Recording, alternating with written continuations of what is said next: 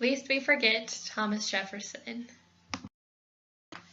Kennedy is going to school to be an ultrasound technician. She is married and her husband is in the Air Force and are stationed in Anchorage, Alaska. She grew up in East Dubuque, Illinois. This is her last semester at NICC and she will have her associate's degree. She loves going on adventures and spending time with family and friends. I'm currently finishing up my associate's degree, as this will be my last semester at NICC. I plan on transferring hopefully within the next year for something business related, probably human resources or management. I enjoy spending time with family and friends in my free time. I'm going for health information tech here at NICC. I will be graduating in 2020. But will be done with my Associates of Arts in December. I plan to pursue my health information management after I am graduated, and I enjoy spending time with family and friends. We chose Thomas Jefferson because we wanted to learn more about his accomplishments in early life. We will be talking about his early life, history, why he was important, what people thought of him, his key accomplishments, and why we still remember him today. For our academic sources, we chose Thomas Jefferson, Reputation and Legacy, and Thomas Jefferson, The Apostle of Americanism. These sources are both ebooks that we found through the NICC library.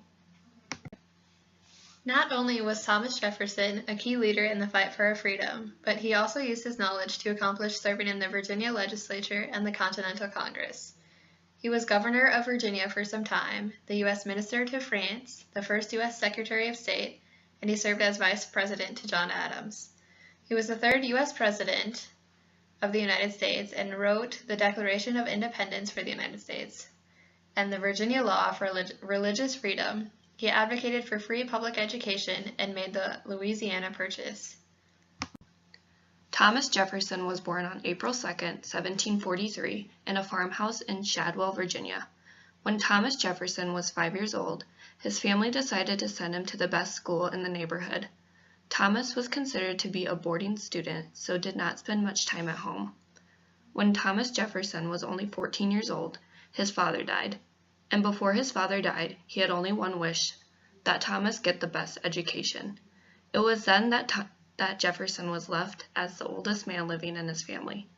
He had to learn the skills that his dad had to do in order to keep things going. It was at the age of 17 when Jefferson had second thoughts about his life. Jefferson realized that he would never amount to much and would probably become an idler if he stayed on the estate like many of his young friends. He therefore decided to leave.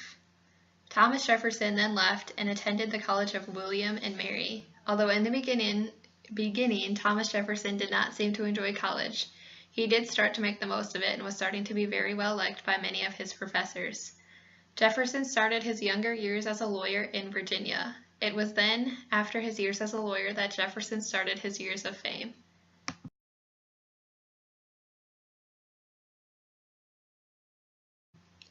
Thomas Jefferson came into Congress in 1775.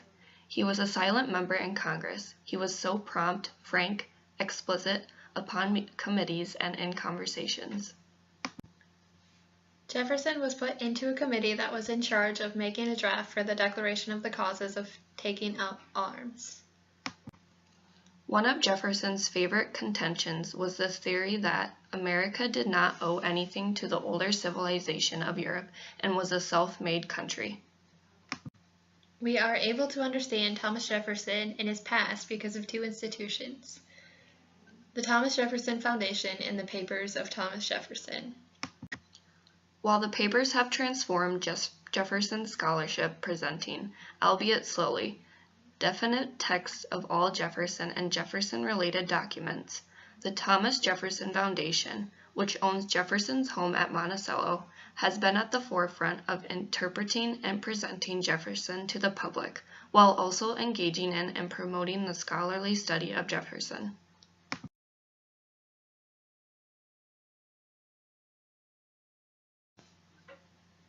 The Declaration of Independence is not only a historical document, it is the first and to this day the most outstanding monument in American literature. It does not follow, however, that Jefferson had no model. So why should we still remember Thomas Jefferson today? We should still remember Thomas Jefferson for many reasons. Thomas was an important leader all throughout his time. To name just a few of his key accomplishments, Thomas Jefferson was the author of the Declaration of Independence and the third U.S. president. During the American Revolutionary War, he served in the Virginia legislature and the Continental Congress, along with being the governor of Virginia. He later served as U.S. Minister to France and the first U.S. Secretary of State. Thomas Jefferson was also a vice president to John Adams.